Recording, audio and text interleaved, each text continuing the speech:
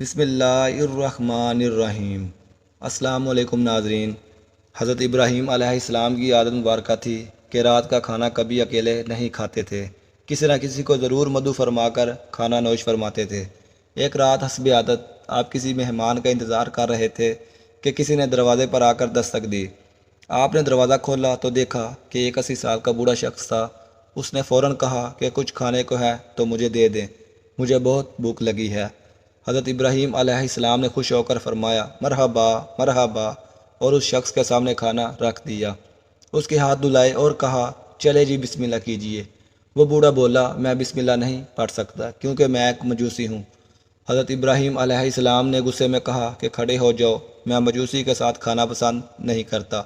وہ بوڑھا بڑبڑاتا ہوا چلا گیا۔ ادھر پلک جھپکتے ہی حضرت جبرائیل علیہ السلام آ گئے اور بولے کہ اللہ رب العزت نے فرمایا ہے کہ اے ابراہیم علیہ السلام، منکر تو وہ میرا ہے، میں نے تو 80 سال میں کبھی اس کا رزق نہیں روکا۔ حضرت ابراہیم علیہ السلام یہ سنتے ہی اس بوڑھے مجوسی کے پیچھے دوڑے۔ تھوڑی ہی دور گئے تھے تو وہ مل گیا۔ آپ نے اس سے کہا کہ اے اللہ کے بندے، مجھے معاف کر دے اور میرے ساتھ چل کر کھانا کھا لے، آپ کی وجہ سے مجھے اللہ سے بہت ڈانٹ پڑی ہے۔ مجوسی بولا کہ کون اللہ؟ آپ علیہ السلام نے فرمایا وہ ذات جس نے ساری کائنات کو پیدا کیا۔